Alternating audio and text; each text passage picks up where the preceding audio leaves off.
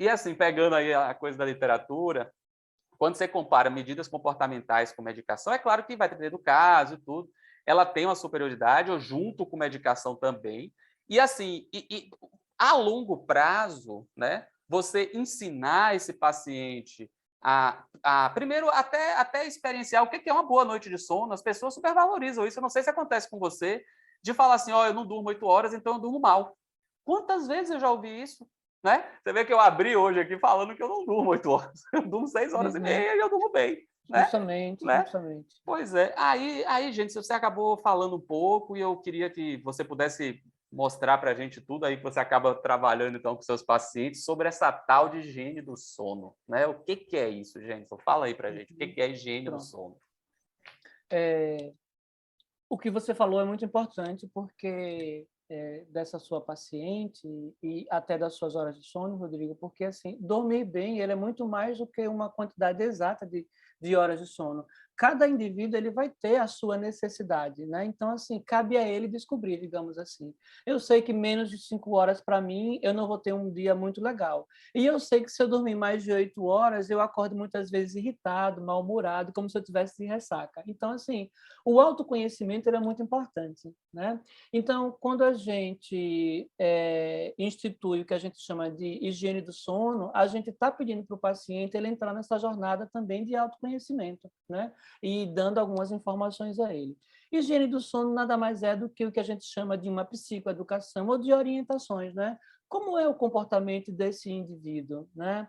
Ele sabe quantas horas de sono ele precisa, então, às vezes a gente pede até para o paciente fazer durante 1, 2 semanas aquele diário de sono, que é interessante, porque às vezes nem ele se dá conta, porque às vezes é tudo tão automático, né, Rodrigo? Então, quando a gente pede para ele fazer um diário, é muito importante para que a gente conheça como é a rotina dele e ele mesmo reconheça isso. Às vezes ele até dorme mais do que ele achava que ele dormiria, ou dorme menos do que ele chega e diz para a gente, né? Uhum.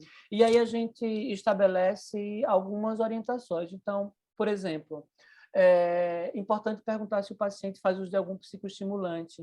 Uhum. Então, é muito comum as pessoas fazerem uso do café. Café é gostoso, né? Eu adoro café, mas o café ele é um psicoestimulante, né, Rodrigo?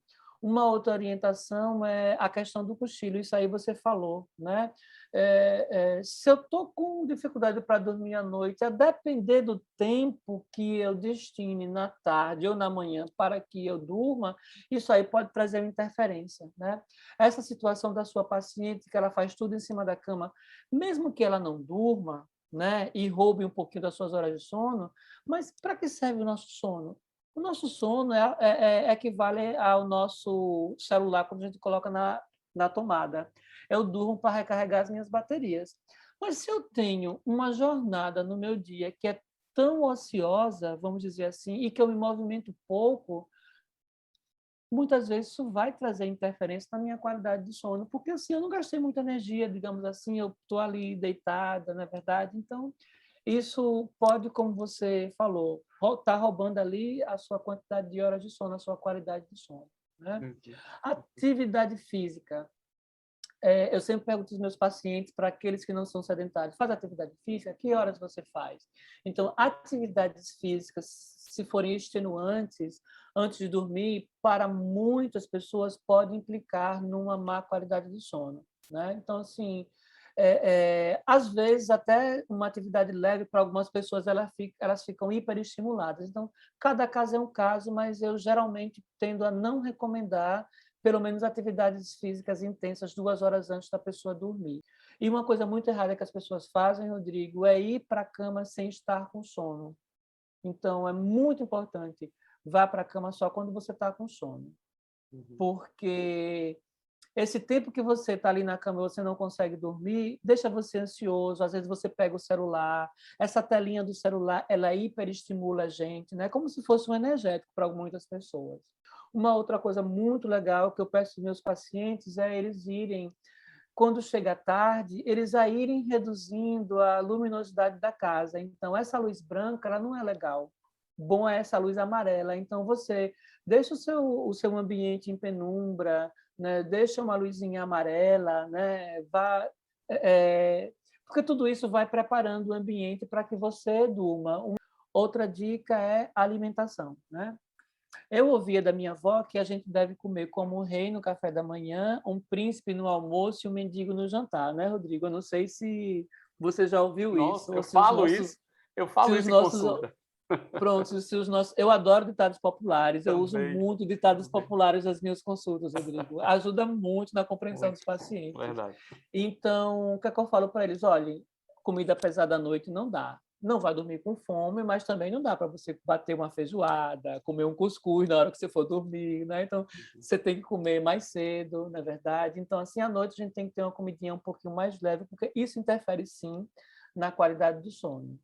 Eu vou aqui, assim, você vê, né, gente? Jenson falou várias medidas, né? E se você pegar a lista de higiene, tem muito mais, assim. Como é que pode uma coisa como essa não ter efetividade, não ajudar, né? Então, assim, nós precisamos tentar, pelo menos, antes da gente achar que não vai dar certo, antes da gente achar que isso não é bobagem, antes de, não, me dá um Rivotril aí, vamos ver o que acontece, né? Assim, de fato, assim, tanto o Jenson como eu, a gente está trazendo situações de medidas simples. Você vê que o Jenson começa a fazer atividade física, diminui o café, muda um pouquinho os horários e o sono volta para o lugar de novo. Então, assim, são medidas, né? Tem outras, tem uma, por exemplo, que eu gosto muito, Jenson, que às vezes a gente estabelecer o horário para dormir é difícil, né? Que é muito bom você ter um horário de dormir e de acordar. Mas o de acordar, não.